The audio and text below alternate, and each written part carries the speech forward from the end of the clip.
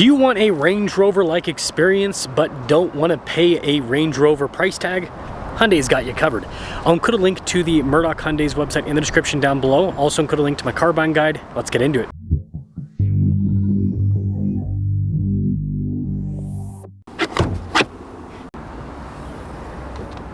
Under the hood, we have a 3.5-liter V6 that goes through an 8-speed. Fuel economy is 18 around town, 24 on the highway, with power outputs being 287 horsepower and then 260 pound-feet of torque. I'm trying to hit 500,000 subscribers before the end of the year. I'd really appreciate it if you'd help out with that. Like the new Santa Fe, it's got a much boxier design, and this one has the matte paint, which makes the body lines pop more. Crazy lighting design here with the new Palisade, and then you can see the calligraphy has a nicer grille. Altogether, it definitely has a more unique style, and I mean, it makes the new Santa Fe look normal somehow. Our tire and wheel setup is 265 by 45 by 21. You've got silver there on the top, metallic gray in the center, so just a fancier looking wheel. Then you notice elements like the fender flares, the mirror caps, the door handles are all body painted to match. Now the side profile will reveal the size. This is a pretty big car, and the silhouette kind of looks like a Range Rover. You can tell they're copying a little bit. When it comes to key fob features, we've got quite a bit. We have our lock-unlock remote start on the front. On the side we have our self-park feature, so you can remote start it and then hold down those buttons to move the car forward or backwards. The opening for the rear hatch, and then nothing there on the other side. Cargo cover in the rear. With the third row folded down, we have a ton of storage space here in the back. If you have the third row folded up, I'll move these mats forward. You can kind of see this mat represents behind the third row. It's still pretty spacious. On top of that, they've made the third row situation very user-friendly, so it's easy to raise the seats, and you'll notice with the second row you can even do that, which is definitely a nice feature. Usually you have to manually raise a second row seat. Now, I just got in the back of an XRT before this review, and the space in the third row is pretty good. Legroom's a little bit tight because it pushes your legs up. The load floor is high, but it's very usable. Look at the taillight placement. Even that is very Range Rover-esque. I mean, if you squint, this kind of looks like the previous gen full-size a bit. Anyways, that's the exterior. Let's check out the interior. Sunshade for the rear passengers, always a nice feature. That's cool with the sound system. And the trim on the door panel is actually pretty fancy. You got a little bit of cloth there in the center, it looks like. Actually, it looks like cloth, but it's this kind of synthetic mesh stuff. Interesting. Very fancy looking seats. All the adjustments are nicely labeled, and of course they're power adjustable. You can see all those adjustments on the side. Room here in the back is quite nice. We also have a little storage pocket. We've got an outlet in the rear, and then you have all the adjustments there for the front passenger from the rear, which is always funny. And you can do the max recline function too if you want for the passenger that's behind the front passenger. Anyways, USB port too. There's also ventilation throughout the top, and then we've got controls for the heated and cooled seats here for the second row, and then you also have your own climate zone as well.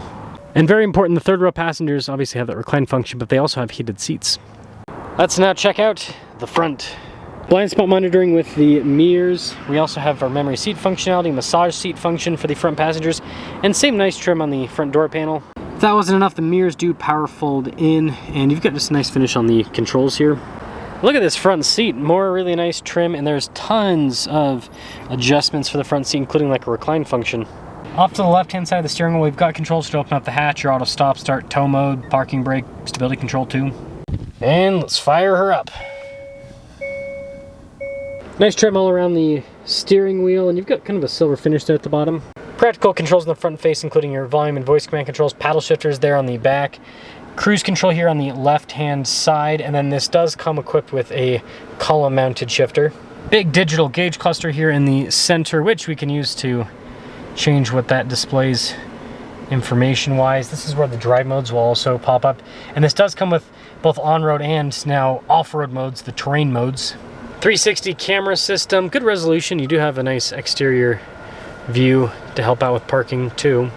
Now they put this little hood thing over the whole infotainment system section. The camera doesn't want to focus on it because there's so much glare. But anyways, yeah, there's still glare on the screens. Definitely a problem with a lot of these modern touchscreens. But it does respond very quickly. It's user-friendly. Everything's nicely labeled too. While we're on the topic of tech, this does have a heads-up display. A little bit less techy. They still have tons of physical controls for the radio, your climate controls, heated, ventilated seat controls, drive mode select is off to the side there, hill descent control too. 12 volt there in front of this whole kind of like center console area. Got some USB ports there too, and oh man, it's got one of those. You've got one of those UV cleaners. I think this is probably for the glove box, might be for the center console. Not sure. Anywho, phone charging pad, got some cup holders, plenty of storage space in the center console. Nice trim on the top. Camera rear view mirror, sunroof. And this does have a nice, very soft to the touch headliner.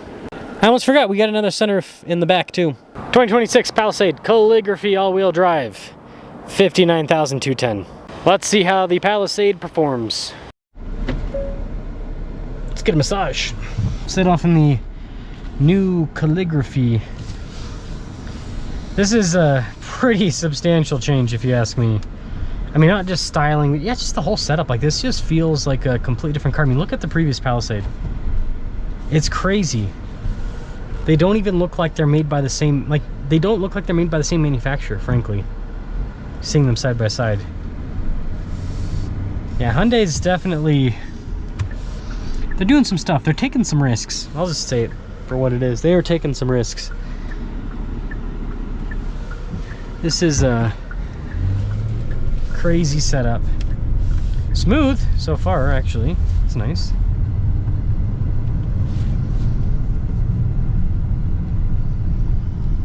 Seems like the power is pretty good.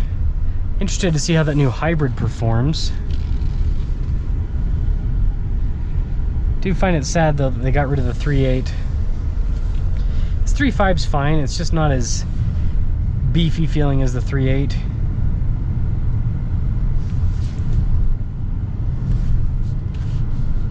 Steering is effortless. That's one thing that's nice about these modern cars with the electronic steering, electronic power steering. Also, turn signal camera. Ooh.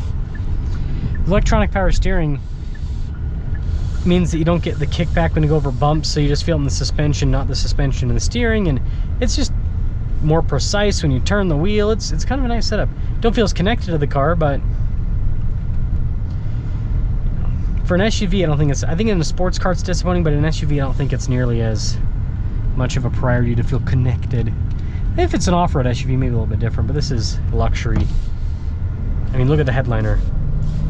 Now the power of this engine, again, it's just not quite as beefy as the old powertrain, the 3.8. Still a good engine. I mean, at least we still have a V6 and not just a 4-cylinder like, you know, Toyota only offers a 4-cylinder now in their 3-row. So it's nice that Hyundai still has a V6.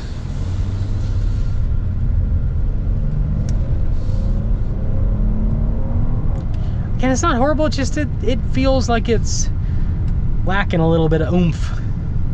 Just a little bit. Not the end of the world though, that's for sure. So this new Palisade, this is a different car. This really is a different car.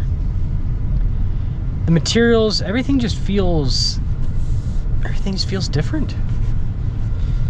It's a huge departure from what they've done before. They're going in, you can tell they're going in a new direction. So it still feels like it has good build, still comfortable, still quiet, still has all the luxury. It feels, it's so much more techy. That's a good way to put it. It's just it's tech luxury versus just luxury. The old Palisade didn't have no tech. It still had some tech, but it felt more like more of the old school luxury. This feels more of the new school, and I'm interested to see if people end up liking the new school, because it's less about, I would say, all-out comfort, and this is still a comfortable vehicle, but it's less about the comfort and more about having just as many features as you can possibly jam into a car. It's a different take. Let me know what you guys think about this new Palisade Calligraphy. Let me know what comparisons you want to see with the Palisade. Like, do you want me to compare this to a Santa Fe? Do you want me to compare it to, I don't know, a Lexus? Because it's kind of luxury. We got a Lexus dealer next door. So let me know the comparisons that you guys want to see.